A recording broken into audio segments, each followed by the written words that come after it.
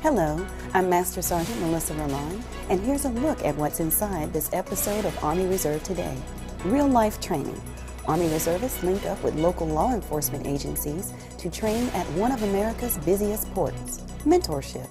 An Army Reserve drill sergeant takes his teaching and mentoring skills to football players and band members. A fighting chance. How one Army Reserve soldier uses her mental and physical toughness to achieve one goal after another.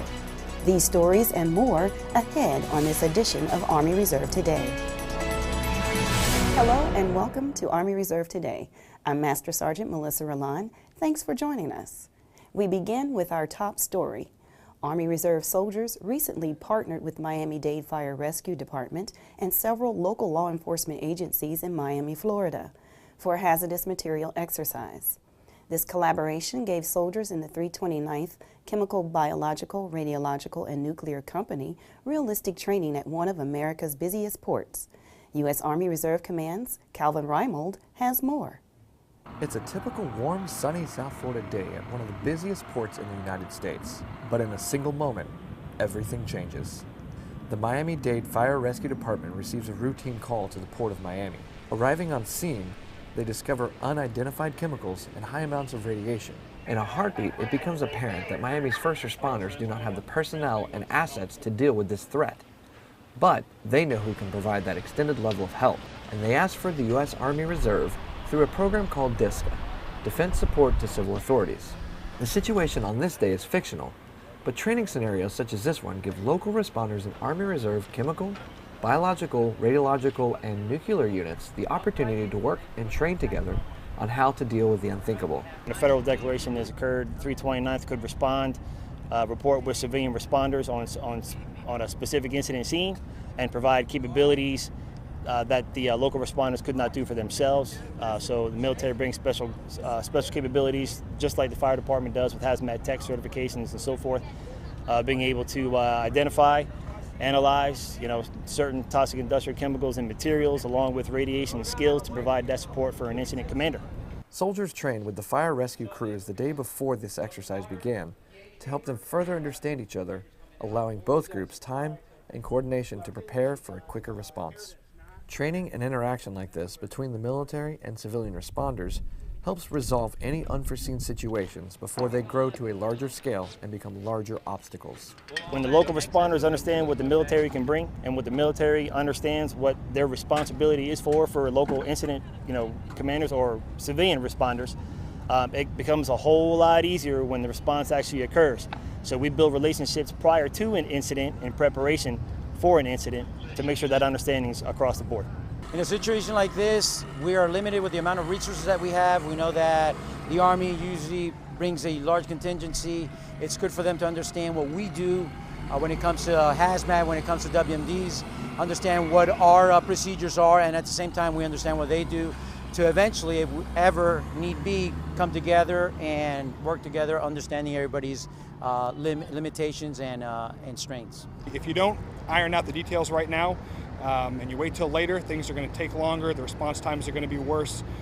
Different groups have different standard operating procedures and they kind of function in different lights. So for us to get together now, prior to something happening, and iron out the details, it's really going to cut down if anything ever does happen. It'll be a great benefit. The partnerships and trust built between the Army Reserve and Miami-Dade first responders is vital in a mutually supportive relationship both benefit from. The joint civilian-military training here during a simulated situation could shape future responses to an emergency, should the need arise on some future warm, sunny South Florida day. These guys kicked butt. That was great. Hopefully we'll get to do it sometime next year or in the near future. Reporting from the Port of Miami, I'm Calvin Reimold for the U.S. Army Reserve. The U.S. Army Reserve has state-of-the-art weapons technology that allows gunners to sit safely in the back seat inside their vehicle. Master Sergeant Michelle Saray with the 200th Military Police Command explains what CROWS is and how it will positively affect the Army Reserve Force. Riding shotgun is moving to the back seat in the U.S. Army Reserve, and soldiers are going to be better off because of it. The Army Reserve is in the fielding process of receiving a weapon technology known as the CROWS, allowing gunners to sit safely inside the vehicle. CROW stands for Common Remotely Operated Weapon Station. I love the fact that you have now removed one of our fellow soldiers out of harm's way. They're inside the protection of the vehicle. They can still get 360-degree view by traversing the turret left or right. So they're not up there in the turret with their head sticking up or their body sticking up, where the enemy snipers can engage them easier. Well, this is the new gunner seat for the CROW system. Used to be out the top there. They were all exposed to enemy gunfire, the weather and whatnot, and also rollovers. They usually end up killing or seriously injuring the gunner, but with this new system, it's a lot safer for situations like that. Far from being a new technology to the Army, the CROWS has been around in one form or another since 2001. This year, however, is the first time a major fielding program has focused specifically on the Army Reserve. In all, an estimated 27 companies will receive the CROWS, accounting for $39 million worth of equipment at $190,000 each. Even though it is expensive, it's keeping our #1 asset protected, which is our soldiers. It's bringing our brothers and sisters home at the end of their deployments. Before, when you're in the gunner's hatch, the truck's bouncing, you're all over the place. It was harder to maintain a good target. Now with the new CROW system, not only are you safe inside the vehicle, you have a steady weapon system that you're using to engage the enemy. Oh, it's awesome. It's very, very accurate. Every time you pull the trigger, it goes to the same place. And the stabilization and everything, you can shoot on the move, thermal imaging, see at night, different temperatures. You can easily pick out targets, tracking, leading, all that. It improves the MP's lethality by having various types of weapon mounting systems to mount while they're patrolling and doing their duties in theater. One being the Mach 19, 2, the 240, 3, the 240 Bravo, and number 4 is the M2, the 50 cal. It's going to improve how we fight. It's going to improve on the amount of casualties that the Army takes, our accuracy of finding the enemy. And that's the purpose of the M153 weapon station. Reporting for the 200th Military Police Command, this is Master Sergeant Michel Serret. On January 20th, our nation welcomed the newest Commander-in-Chief, President Donald Trump. Soldiers from the Army Reserve Medical Command supported the inauguration ceremony by assembling elements for aid stations. Sergeant First Class Kenneth Scott with Army Reserve Medical Command gives us a behind-the-scenes look at how soldiers help prepare for a big day in our nation's history. January 20th, 2017 marked the peaceful transition of power as Donald Trump became the 45th President of the United States of America. But preparation for this significant event began long before Inauguration Day. First aid stations were located in secure areas near the White House and along the parade route in Washington, D.C. ahead of the day's events. To prepare for the operation of these aid stations and for the medics who would circulate among the crowds, Army medical logisticians from Fort Belvoir Community Hospital and Army Reserve Medical Command began their ordering process last summer, which would enable them to fill up their aid bags and kits a week ahead of the event, delivering those materials in the dark evening hours the night prior to the event. This is real world stuff. Normally the training is pretend you're ordering supplies, to pretend you're dropping this off, but now we're actually seeing the medics wear the equipment that we pack. We're actually seeing the nurses administer aid with the stuff that we pack. So this was by far the best experience that I've had as a logistician outside of being deployed. It's very cool to see it from beginning to end, implement and actually put these bags out into use. The stuff that we ordered and the mission that we did last summer could in effect save somebody's life during the course of this inauguration. That's pretty neat. Fort Belvoir Community Hospital Material Logistics Distribution Section supports medical needs for the majority of special events in the D.C. area, to include the inauguration. Ron McLeod has prepared aid stations for the past 3 inaugurations and values trained reserve soldiers who can support the hospital's mission. So they came with valuable knowledge. It helps us because you don't have to sit down and train these guys because they're already trained. So when they come in, we integrate them with the regular active duty soldiers, and it's seamless. So it's just a continuous movement, process, and execution. AR MedCom soldiers supported a similar mission in 2015 when Pope Francis visited D.C. and have begun planning to support missions like this in the future. Reporting for AR MedCom at Fort Belvoir, Virginia, I'm Sergeant First Class Kenny Scott. Don't go away. Army Reserve Today will be right back. If you store your guns properly, I'll feel safer when I'm playing outside. Safer when walking home. I won't have to tell so many family members. I'm sorry. I won't hear as many scary stories. And I won't have to tell my kids. This isn't a drill. Please. Please, Do it for us. Your family, friends, and neighbors are all counting on you. Never let your gun get into the wrong hands. Remember, always, lock it up. Visit ncpc.org. Hey, look, it's those guys. What's up? What's happening today? Let's do those pearly whites, man. Yeah. The boys, check it out.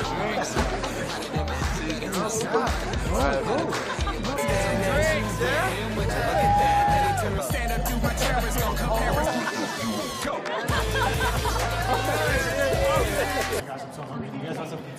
Ooh, cute. Are you good to drive? I'm fine. Hey girl, what's up? What's the name? What's good? What's up? How many did you have? I should be fine. You should be. Sir, go and step out of the vehicle for me. Yes, sir. See ya, buddy. Today, Sean's got a hearing. We'll see how it goes. Good luck. So turns out, buzz driving and drunk driving, they're the same thing, and it costs around $10,000. So not worth it. Welcome back.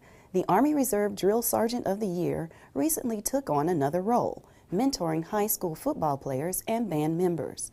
Thomas Moore with the 205th Press Camp headquarters has more on how this new role impacts youth leading up to the All-American Bowl in San Antonio, Texas. Only the finest high school football players and band members from all across the country were chosen to participate in the 2017 Army All-American Bowl in San Antonio. These elite are deserving of the U.S. Army's best mentors, providing guidance and assistance whenever needed. One role model, Sergeant Ryan Moldovan, a drill sergeant, member of the U.S. Army Reserve, and winner of the 2016 Drill Sergeant of the Year, was honored to be chosen as a mentor for the students. It's a good opportunity for Army Reserve NCOs like myself to come out and just be a role model for these kids. They're the best from their schools, and we're the best from the Army Reserve, and we want to get together with them and just kind of give them some pointers on life if that's what they need. It's great for the Army Reserve because we brought our best, they brought their best, and we get together and just talk it out, and I'm just glad to be here to do that for them. Whether training new recruits or mentoring high school students at the Army All-American Bowl, Army Reserve Drill Sergeant and mentor, Sergeant Ryan Moldovan, will rise to the challenge. From the All-American Bowl in San Antonio, I'm Army Reserve Sergeant Thomas Moore. For the second time ever, the U.S. Army Reserve Command honored its top officer, NCO, and civilian instructors of the year. The command recognized Major Jason Nagel, Sergeant First Class Kevin Hiles, and Mr. Kevin Lindsay for their tactical and technical knowledge, communication skills, and classroom management in a ceremony at USARC. I want to become an instructor to help the next leaders in the next generation come up with my experience that I've had out in the field. I have a passion for learning, of sharing examples, but also just challenging students in the classroom with each other in what they have done and what they're going to do. We're kind of like the heart of what an NCO does, which is train soldiers. So being able to be a part of that history and heritage is really good. And like I said, I know that some of the people that I'm training, I'm probably going to be working above them or supervising them at some point. So it's a great thing for an NCO to be able to do. I love being an instructor because the folks that I teach are the tip of the spear for the United States Army and the Army Reserve and sometimes the Army National Guard. So the people that I teach, the students I teach, go back and further on, they go back to their units and teach young soldiers, they teach intermediates and some seasoned soldiers already. So I still get to have an effect. I'm doing things for our nation by teaching instructors who will teach soldiers. This year's winners will represent the Army Reserve at the U.S. Army Training and Doctrine Command Instructor of the Year competition later this year. An Army Reserve military police soldier in Belton, Missouri, trains and exercises on a daily basis to make sure she stays physically and mentally tough. Sergeant Elizabeth Taylor with the 200th Military Police Command has more on Staff Sergeant Crystal Bates and how she consistently challenges herself and achieves personal goals.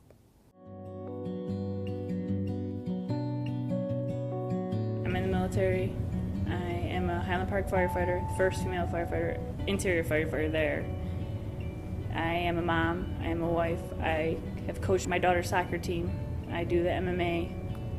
I train, I weight lift, and I run wherever I can fit in 1 to 2 hours a day. I go and I work out, or I'll do it at home, whatever I can do to get that training in. I take on a lot of different things, challenge myself a lot. One for myself, like I said, you only have one life, and I don't want to regret anything.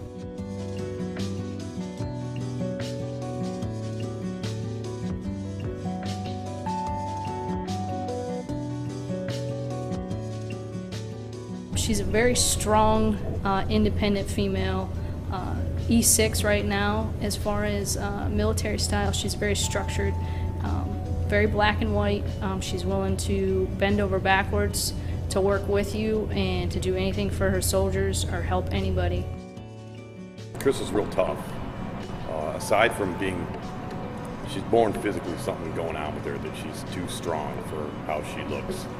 I don't know, I know even back then she had about a 205-pound bench press. She was squatting like 300-something pounds. She ran a high-altitude marathon in Bagram in something like 3 hours and 45 minutes, which is just minutes after qualifying for Boston. And she had never run anything over, I think, 8 miles before, didn't even train for it, just didn't know she wasn't supposed to run that fast. So there's a little bit of, I don't know, there's a little bit of something special going on there. At Highland Park Fire Department in Highland Park, Michigan, I am the first female interior firefighter there to make it there. If you're gonna be in this service, you gotta be able to help each other out. You can't just be in it to look pretty. You gotta save them and help them just like you want them to help and save you. I really love what I do here. I really do. Going in the fires, honestly, a lot of it is the adrenaline. Getting to the fires, getting your gear on, hearing that bell go off, and getting out there and just doing the job, getting in the guts of it with all the other guys. The camaraderie is a big thing too, getting with the teamwork. I think that's a big thing too with the police, military police, and then having the fire service is the camaraderie and the way everybody just builds and the cohesiveness between everybody is what drives me as well. I think it's excellent because she's living out a lot of dreams that a lot of people want to do. Be in the military and a firefighter and MMA fighter, that's some people's dreams. Chris definitely puts people around her before herself, you know? That's not just including myself, our kid, the family. She puts the soldier first. She puts missions first. She puts jobs first. I mean, she bites off a lot, and she's able to accomplish quite a bit when she does. So I want to be one of those kind of people that inspire and help people get through maybe a difficult situation. Maybe somebody has a disability, or maybe a female is like, you know, maybe I'm not cut out for this. But show them maybe you are. You just got to work a little bit harder and know what you want to do. Be the best that you can. The 99th Regional Support Command recently held a Strong Bonds event in Baltimore, Maryland.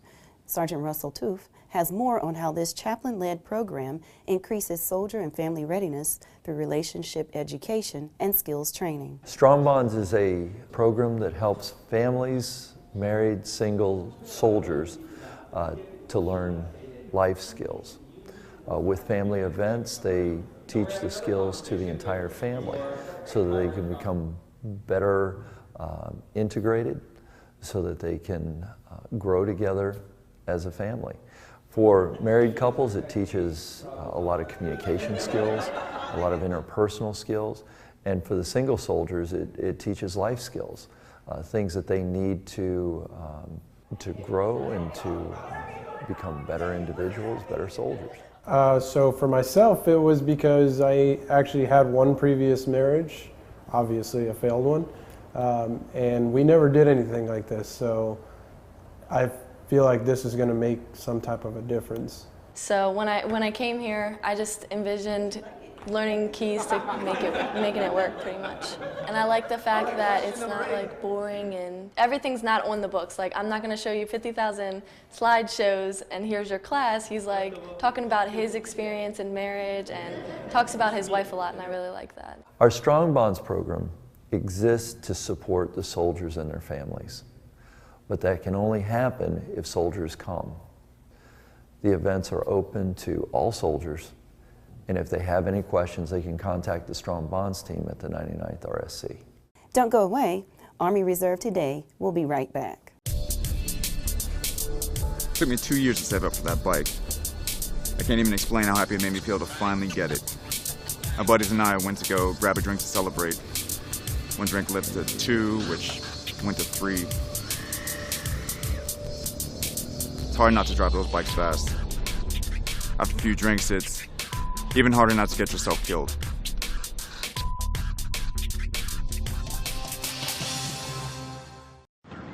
How many letters? 5 letters.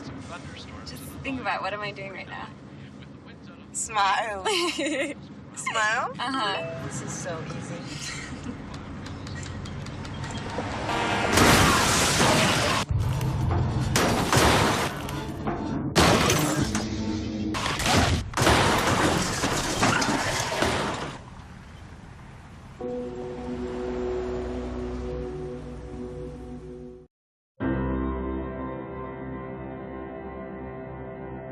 Look ahead, don't look back.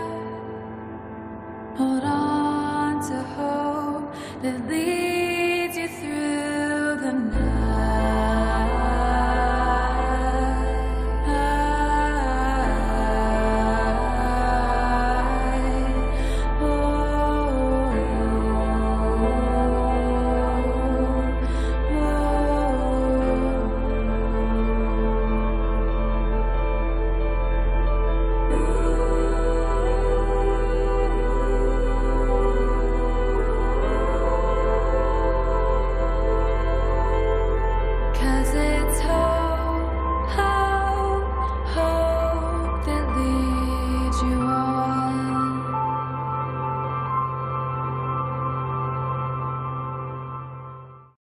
Welcome back to Army Reserve Today.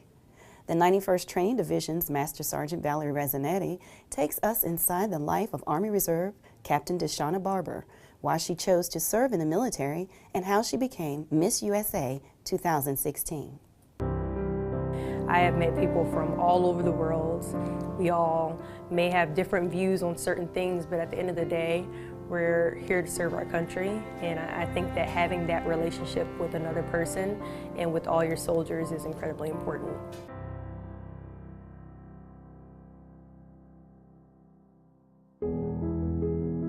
I joined the military mainly because my father and mother both served in the United States Army.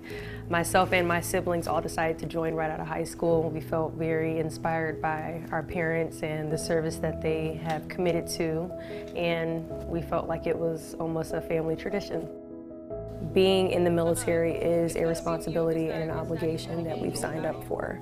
So I try to make sure that everything I do in the military comes first, but I also try to make sure that I'm the best that I can be. Things can go downhill very quickly, so at all times we need to make sure that we're prepared to be able to protect this nation. So I try to make sure that I'm eating healthy. I try to make sure that I am physically active at all times so that I can always be able to accomplish a successful PT test, and I can do what I need to do to be a successful soldier. If I left my unit today, I would want my soldiers to feel as though, she was really approachable.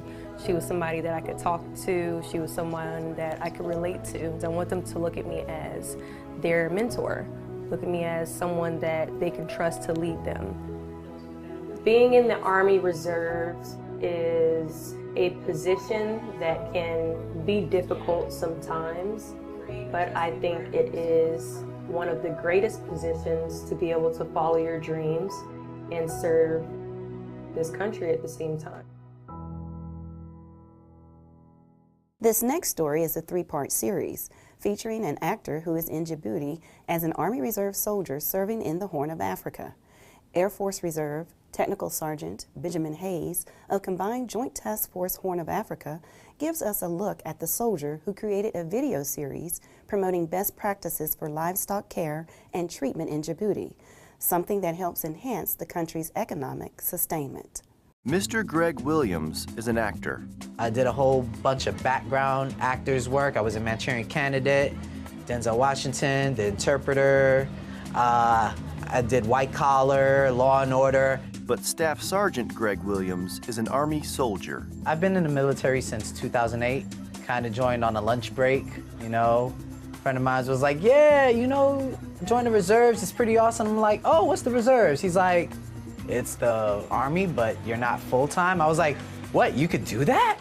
Having spent plenty of time in front of a camera, he now brings that unique experience to a special project in Africa where he is currently deployed. 3, 2, 1, action! Why is this Army soldier out of uniform? You're gonna be my star today. This is Staff Sergeant Greg Williams, and his job in Army Civil Affairs often requires interaction with local populations, where business casual is the uniform of the day. Normally, these villagers don't have access or see U.S. forces, so it's always important to have that good first impression. Currently deployed to Africa and working in partnership with the International Development and Relief Board, this actor-turned-soldier has found himself in the director's chair, working on a special project, creating a series of videos aimed at helping a nation. So what we're doing with IDRB, we're doing animal instruction care videos. Now, why is it important? You have to realize that Djiboutians, they have two economic means. They have herds and they have import and export. So it's all about animals and salt. So with us, with the animals, you have clans, villages, and certain rural areas that they don't have the best practices that are modern to today's society. So what we're doing with IDRB is just simply passing on newer ways to do things so that they can help their animals to thrive. Something that a lot of people in different countries, they take for granted, but for here, people don't have access to that kind of information. Progress little by little, under a hot sun. We're identifying new ways that we can help the Djiboutian government, the Djiboutian people, and at the same time, it just helps us do our job even more. Greg Williams, an actor-turned-soldier from New York, was tasked with producing a series of videos in a country where he knows very few people and doesn't speak the language. There were a lot of struggles initially with this project. I mean, we have the equipment, we have the capabilities, you have IDRB who knows what they want, they know the content they want, and then, okay, well, how do we get the actors, okay? At the same time, I don't know afar. I know a little bit afar. I know Kumagamahai Yimiga Greki. What does that mean? That means, what is your name? And my name is Greg. Greg's saving grace were the students in his very own English language discussion group. And I say, hey, kids, who wants to be in a movie? Yeah, I'll do it. And I'm like, you know English and afar. This video series, scripted, shot, and edited by Greg himself, debuted in one of the many local villages where it was recorded. And it was accepted with great enthusiasm. You can potentially have the next Djiboutian Denzel Washington or Djiboutian Halle Berry, and they'll come over to the US and they'll say, hey, what inspired you? Some silly American named Greg shooting a video series in a mountain. Now I'm here, I got my Oscar. You know what I'll say? I want 10% of that. Doing this project, it was very fulfilling because I've been that actor. So now to actually be on the flip side, it's really awesome. I'm not only doing something that I love and doing something that's gonna benefit the people, but I'm doing something that I really think is gonna last for the next 5, 6, maybe even 10 years. Reporting from East Africa, I'm Tech Sergeant Benjamin T. Hayes. And that will do it for this episode of Army Reserve Today. For more information about the Army Reserve, check us out online at www.usar.army.mil. Friend us on Facebook or follow us on Twitter at U.S. Army Reserve. From Fort Bragg, North Carolina, and the U.S. Army Reserve Command, I'm Master Sergeant Melissa Roman. Thanks for watching.